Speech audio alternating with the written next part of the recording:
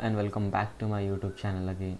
So we have already covered 22 videos in the QlikView, and most of them are very important topics in the QlikView, and so the today's topic will also be going to be very important. So we already have an SSMS servers, and we have, so in this whole 22 videos either we have used inline loading or the Excel file.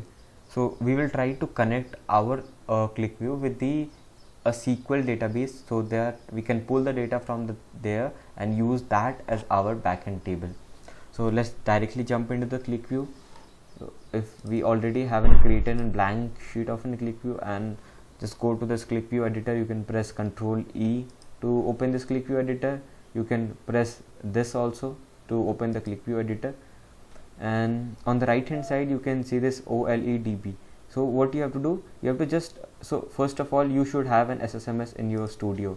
So if you doesn't have an SSMS in your PC, you should have installed and configure it. So I already have a dedicated playlist for this SSMS, and I have teached how you can set up it and what are the databases, what are the schemas and everything. So you can watch that video, set this thing in your first PC, and then from there we can start using this SSMS inside this. So we will just click connect.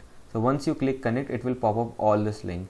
So what you have to do, you have to use this OLEDB provider for SQL Server and click next.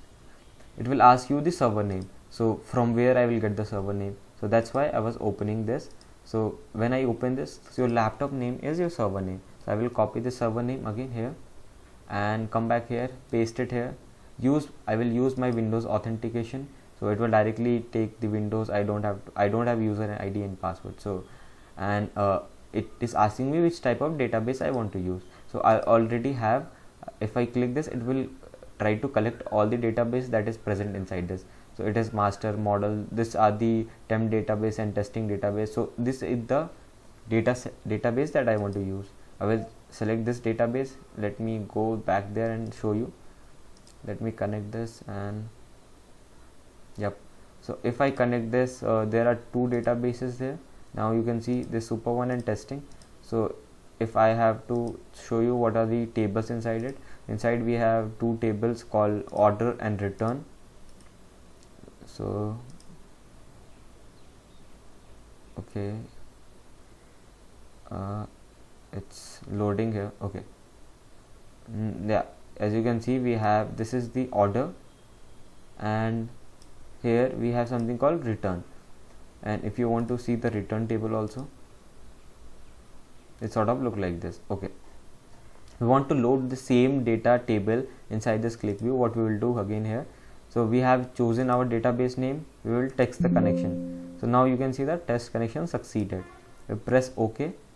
So now you can see that the connection is been successfully set up. Create a new tab. What we will do, go to this select tab, and it will automatically selected by all of them. So just select the table. We want to select only table, no, not even views. So this is the first table I want to select. Okay, done. Let me rename this as order, ORDER. Okay, and let me pull the another table also. So I will select this returns and press OK. So I will rename this as returns. So now I have order and return table pulled from SQL Server. I will just save it and reload this dashboard. So now you can see that we have all the columns intact. If I press Ctrl T, now you can see we have two tables called order table and return table.